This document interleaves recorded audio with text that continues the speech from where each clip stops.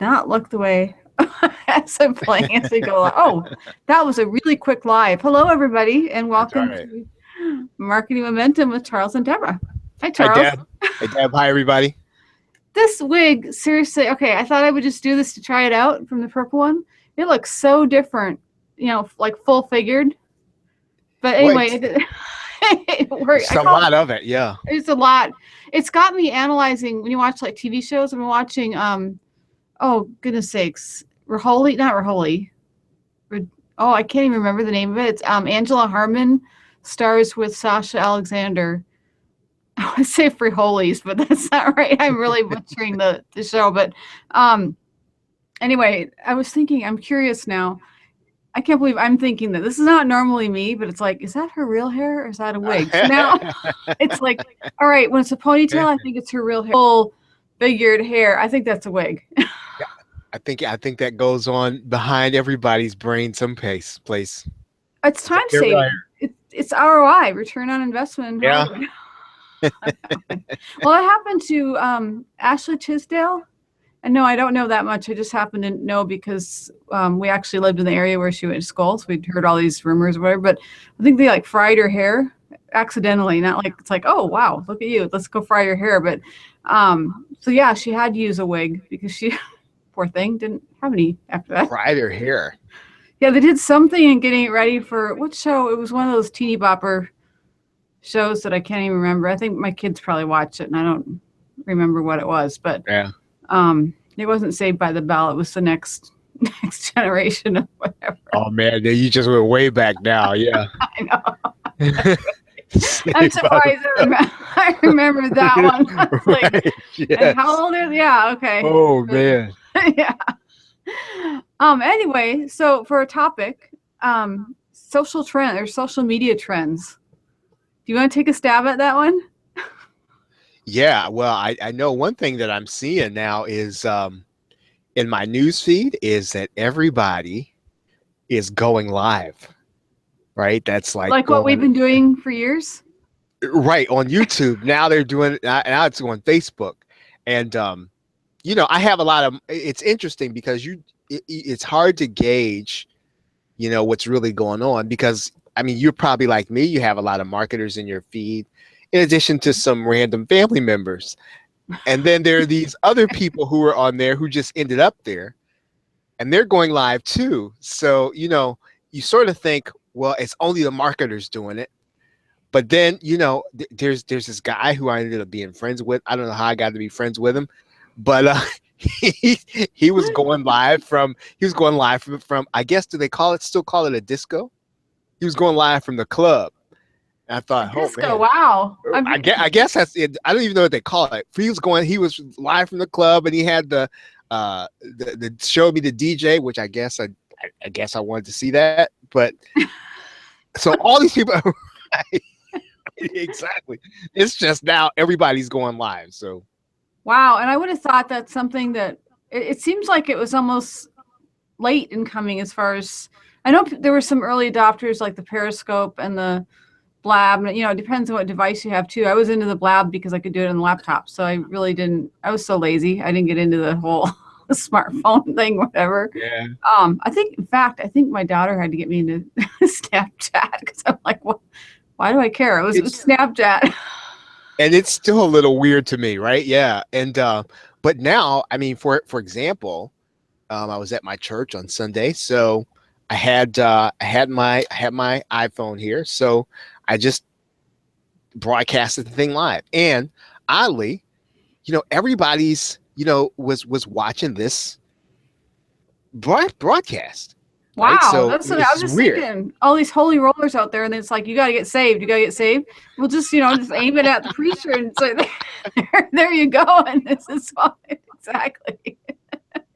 Although I'm curious, do you get weird looks at all? I get weird looks if I know this is really, really, really off topic, but like if I'm reading like a Bible on an iPad, it's like, oh my goodness, you're not bringing in the actual, the Well, really I'm still well. That's my now that's as you would in any family. That's my wife and my oldest daughter.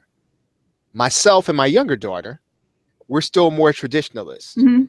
So I don't have, I mean, I have to have a physical copy, and I'm that way with books too. And although now I figured out there was much I pay back in library fines, I might as well just buy the book on Kindle. That makes sense. Right. So I might just start buying it on Kindle. But no, I tend to like the physical copy of anything. I always did until we moved, and you know this, Charles. We tend to collect states or something. Oh, I know. We Yeah. have moved, and it's like, oh my goodness, we're moving all those books again. And I'm really like OCD on that one. Like, don't you dare! I was back, you know, where you went through and you learned as a kid how to properly care for the book and the whole thing. It's like, yeah. Don't you dare like bend even one page or anything. So after that and all the college books, I started to go Kindle, just because it's easier to move them. Well, again, now see, that's my wife and my older daughter. Their books are hermetically sealed, right? And they're like pristine condition, right? And mine, they're dog-eared. They've got coffee in them. I got right in them, and it drives both of them nuts. You can't do that to a book. It's a book. It's sacred. Mine. I can do it whatever I want to with it. But that shows that you use them. And I know you were like avid, because I always come to you for all the recommendations as far as like Audible. I do use them. So that just shows that you use them versus the books that sit on the shelf that I never used. But I guess now there's Audible. Now I can't spill coffee on that. So yeah, I guess if I'm listening to an audiobook, that'd be kind of tricky. Unless it was a smartphone or something, and then that would be like not so good. Yeah. Thing, but so social trend, so you've seen a lot of activity. Obviously I'm not watching the feed as closely as I should be on Facebook that says, but I don't know what I'm doing. I guess I'm reading all those Kindle books or statistical notation. That's statistics, trying to figure out how to do the Greek symbols. Well, I know there's the symbols in a Word document to make sure that it's appropriate statistical notation. Oh yeah, that sounds exciting. But are you starting to get more people? And I read something today that your organic reach doesn't go as far as it used to go, and I don't even really know what that means, right? Because I don't even know how I guess people still really using fan pages and groups to really promote themselves, but it's been said now that you can't get the same kind of response, mainly because they're trying to drive you to ads. I remember hearing that first said, what was a year ago? I'm losing track of time. For mine, I have to be honest, I haven't spent enough time on the page. So when I post something, like I'll post a song or something, and I'm not expecting any response or anything.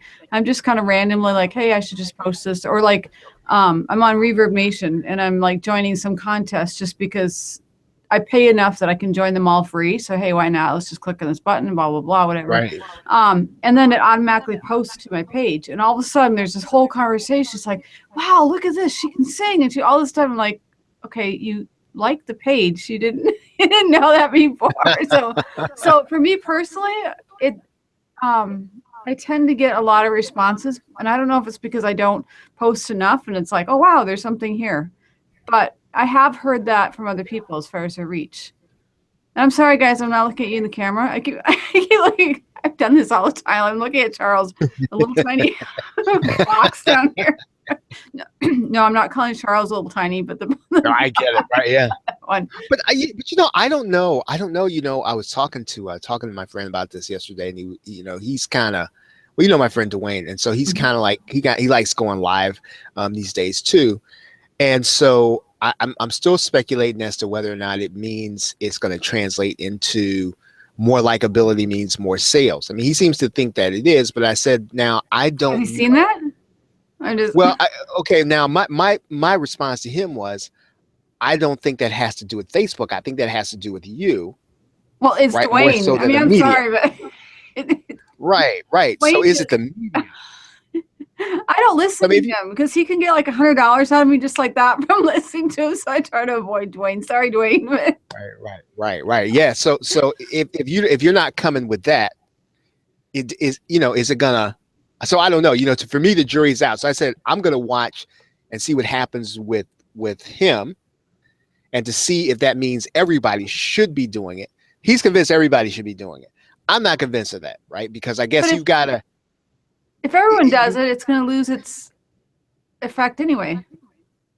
Right. Yeah. And then not everybody should, right? I mean, not everybody's good enough TV, right? To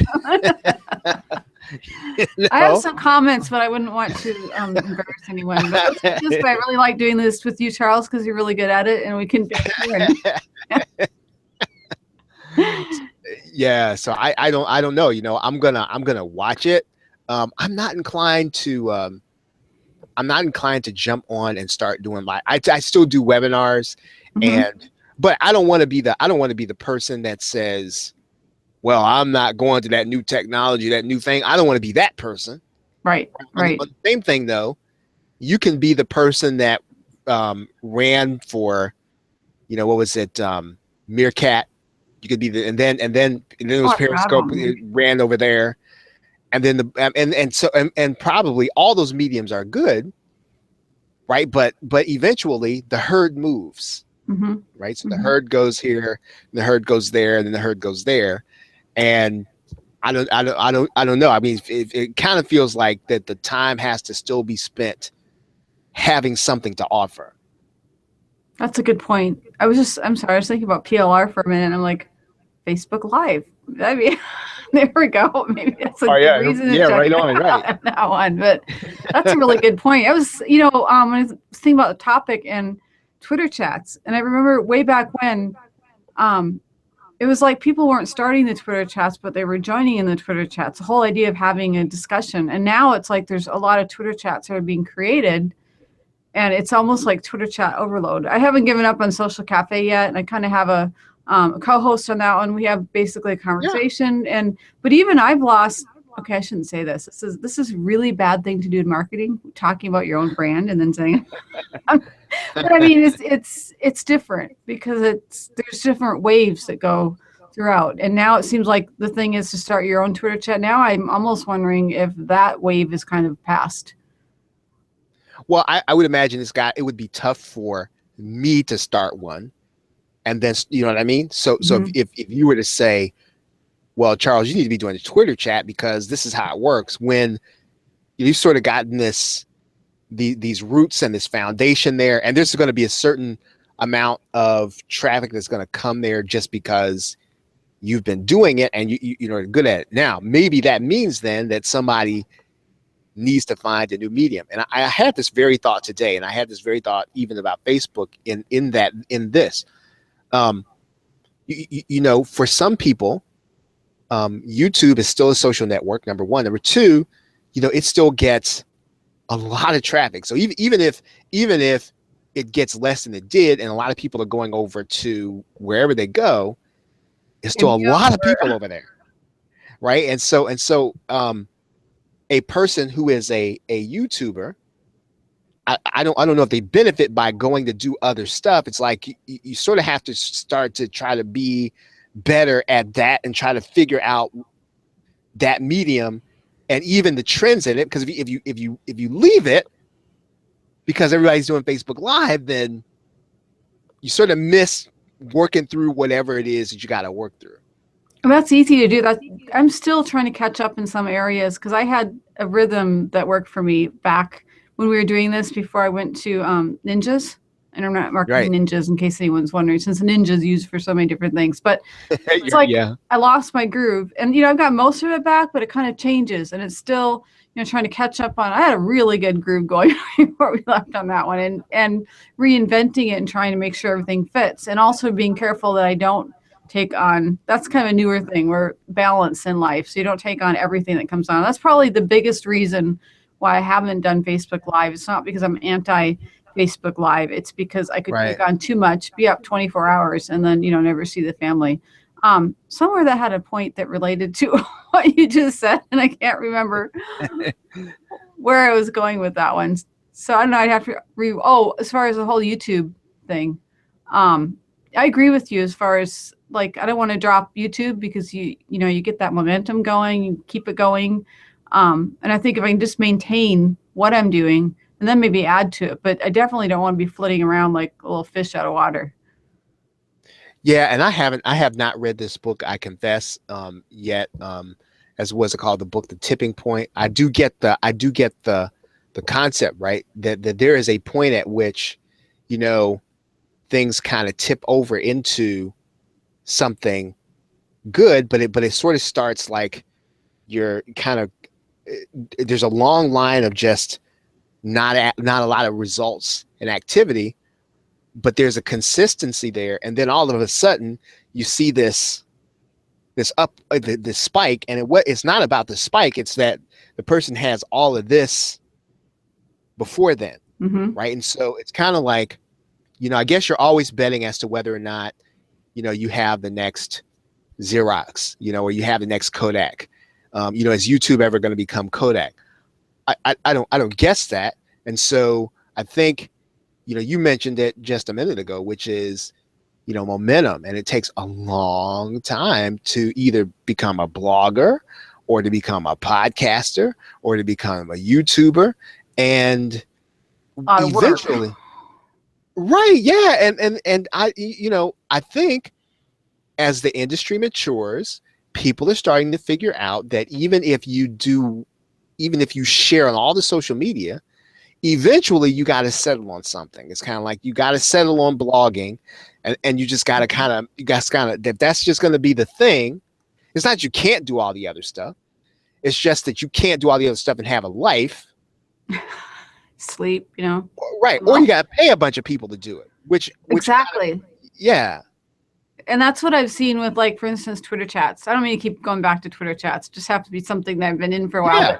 But the biggest ones, the ones that really draw the most people, I also it's just a theory. I'm not going to, it's possible that I could say this and I'm completely wrong, but it seems to be that there's some payment for promotion. There's at least, or for example, they're run by companies who have employees. Right. I'm pretty sure that the employees are not working for free. I'm not naming names or anything, but it's like, all right. And, actually, change, like, for example, I started for my blog guest, and it was kind of funny. And I'm just gonna put this out there. I was trying to be careful not to put this out there but it's been so long now. But I was the one. That's how I met Ann Smarty. Yeah. I went to her and I said, "You need a Twitter chat." I mean, this is years and years ago. You need to have a Twitter chat. And she's like, "What's a Twitter chat?" Whatever, back and forth. I said, and I explained it to her and the whole thing. And it was funny because she was so high profile. I was busy, like, doing this grunt work, whatever. She was out there, making a name for herself. The people are coming to her to teach them how to do Twitter chats. And so then she'd come to me and she said, "Would you cover for me?" So she has 2 Twitter chats now. They're successful. I start out running them as her. So, people be like, "Wow, Ann is in so many places." It's like, yeah. Right, yeah. That's because she is. That's because she is, right, yeah.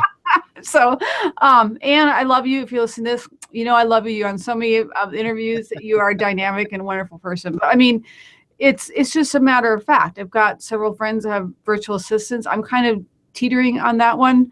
I try to train my kids to go, my dog to be a virtual assistant. He's not real good at it, that one. But there's a balance in that. And it's kind of, if you can pay more for the promotion or pay for promotion packs, you're going to get more exposure. And when I have done that, hey, I've had really, happening Twitter chat, but you have to make that decision. Do you want to invest that much in? And if you are, you better be getting something out of it. And there's that point where you have to put so much in to get something out of it, that are you really getting an ROI? What's interesting, my daughter, she's preparing for this concert. She's gonna audition right in January to try to compete for scholarships. So she's like really studying these classical. Yeah, she's like really studying these classical composers and all this stuff. So she was telling us last night about Beethoven. I'm excited. Right. Okay. So Beethoven apparently was studying under, I believe, and she probably know the exact, but under this other composer named Haydn. And so he went there. And so what happened was, eventually Haydn kind of really suddenly just kind of dropped Beethoven and kicked him out and fired him. And the reason was because Beethoven would get paid the money to compose something, and he'd pay other people to do it even back then. So, that's hilarious. That's like ghostwriting.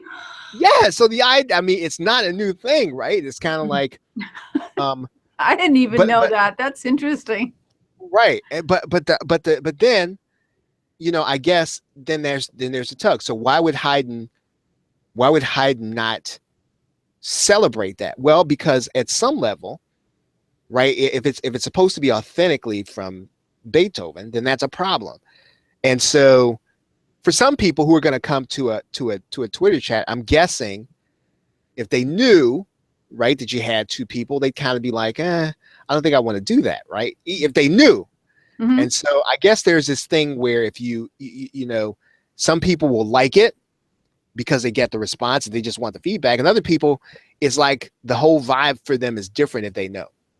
That reminds me of something. I should even acknowledge this online, but it was so long ago. No, that's a really good point. I hadn't thought of that, Charles, as far as, because I guess I just kept thinking of it as I'm doing a service and, you know, she's paying me to do it, so I'll do it, and you know, the whole thing. But I'm not sure if I'm supposed to acknowledge that. So Anne, if you're listening, I apologize if I wasn't supposed to say that. But something I did years ago, because, you know, you want to look bigger than what you are sometimes. And we were kind of tight, but we're back early days. We were, I think you know this, Charles, I've mentioned it before, but it was the turn of the century. My husband and I had NetName One, and it was hosting. And I did all the programming for the hosting panel, the whole thing. It wasn't like it was outsourced or anything. I mean, hey, we were really, that's the one where we had the tax audit several years later. And they're like, how'd you survive on that? Yeah, you do your own programming, you do your own everything. You do. Yeah. But where was I? I was going somewhere with that one. Oh, so I invented Trina. I don't know why I use that name, but just whatever, as a customer service person. And I had templates. I had this, I think it was called ProBill or something. It's probably not even around anymore. It was like one of the first renditions of a PHP version, like support ticket system. Now everything you can you can go sign up, and which is way better than what we had, but hey, that's what we had back then. And I set up this customer service person named Trina, and I had all these preset templates, because a lot of times it's the same question. So there's like 15 templates, same answer, whatever. And it was, you know, links and blah, blah, blah. Anyway, so I would respond as Trina because it looked really good for a business. So I shouldn't, but see, this is like over 15 years ago. So now I can admit this, but it looked really good that we had employees, and Trina exactly get paid because it was me. So and Trina would say things like, oh, I'm not really sure about that, I'll have to check with Deborah. I'll have to check with Deb. Exactly. So we got this one email, and this guy, he'd always been like one of the favorite clients and everything, but something happened where, I don't know, we were moving, we weren't available. Trina was responding. He responded to her. He says, man, I just really don't like Deborah, but I like you. And it's like, oh my goodness, if you only knew you're who you're talking to. I had that later actually in corporate America, because my boss asked me to respond to a subcontractor. I used to be able to respond as him. I would just like basically get in his head, like, how would Tyler do this? And I responded, and the guy would respond to that. It's like, well, Deborah's doing this whole thing. I'm like, oh my goodness. Just, if you only knew. So be careful if you get an email from me that it really. That's right. It's Deb. Yeah, exactly. But yeah, you know, now you can't do that as much. So guys, I'm not doing that anymore, because now there's, oh, it's nice to meet you, Trina. So, you know, what's your Twitter account? I mean, it's just too much work to try to create a persona. But back then you could do it. Yeah, a whole avatar, right? Yeah. Exactly.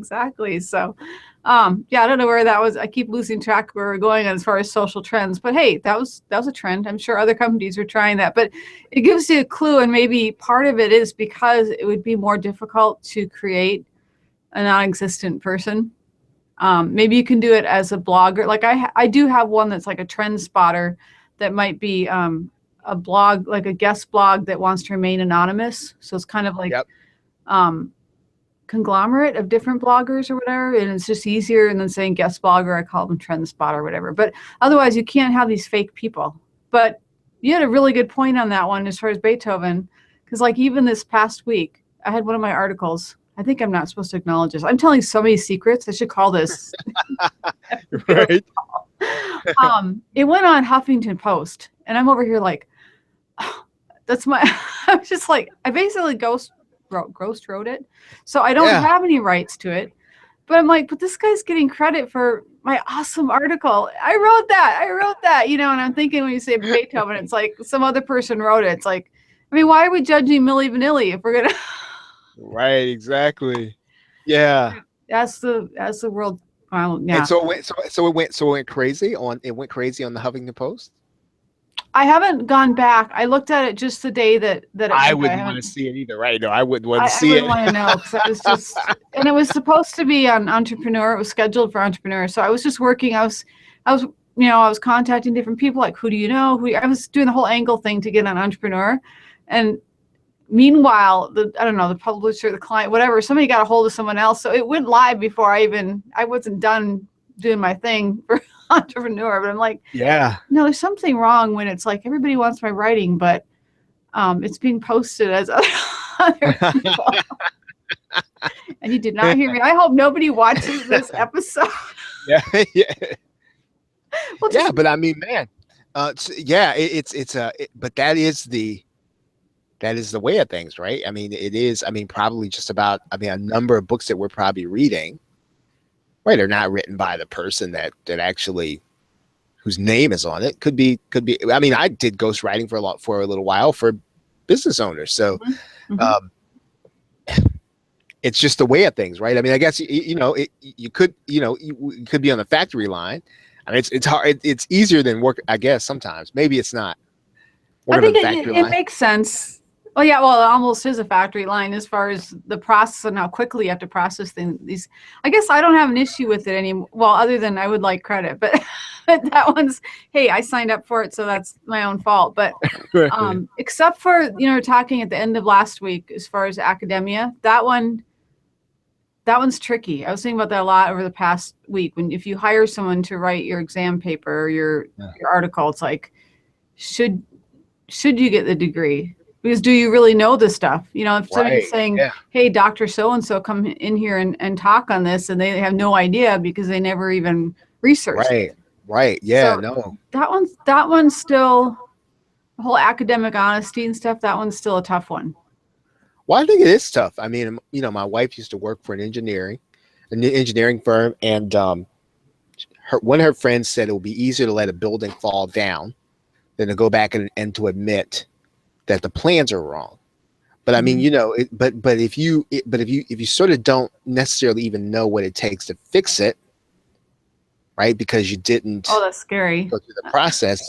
That'd be pretty scary, right? I mean, you get hired based on what's on the paper, right? And I was a really decent interviewer, right? And so I could almost disembody myself from my academic self when I went into an interview, because at that point it really didn't matter. It was really about someone like performance and trying to feel the person out and trying to make sure you ask the right questions. And at that point, I sort of had this methodology, but it was still, like you said, it was kind of disconnected from the academic person. Right. And there's a certain point where even I was talking to someone yesterday, and I said, hey, how far has so-and-so gotten in her as far as education? Because I knew that she was going for psychology, and that's my area. I was curious. I said 2 years. I said, oh, then she's basically covered the basics of a bachelor's, where, you've got that 2 years of kind of general before you, well, depending on if the school lets you intermix or take them kind of out of order. But it's like, all right, well, she's got, too bad you don't have the associates on that one, but otherwise you've got your basic, hey, I've gone to college and I've learned some advanced stuff there. And, that used to work. I remember years ago, it's like, oh, you have an associate's degree? Okay, it was quite a few years ago, but that was enough. It's like, oh, okay, you're educated. You don't have to go into detail, but, going in with a doctorate and not knowing how to do statistics, I think that would be a problem. That's a problem. Right. It's a problem. Yeah. And by the way, for anyone wondering on psychology degree, if you go into a doctorate, unless you're going into clinical psychology where you're listening to everybody's problems, which I was like, I would just say, suck it up. Okay, we're done. That's, just leave. So I went into IO psychology. It's basically all statistics. Just be forewarned if you're thinking about going to psychology degree, master's, doctorate, it's statistics. You better love statistics. Or get to love it. Yeah. Oh, and actually, what's funny you say that, Charles, because I was talking to someone. We're working on a paper. Hopefully it'll be picked up by a journal. But she said the very same thing. She says, I went out and I looked and kind of that supply and demand. And she said there was a very little, there's a lot of demand, but there's very little supply.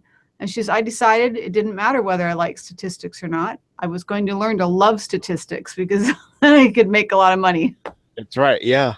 A developing passion. Right. Yes. Yep.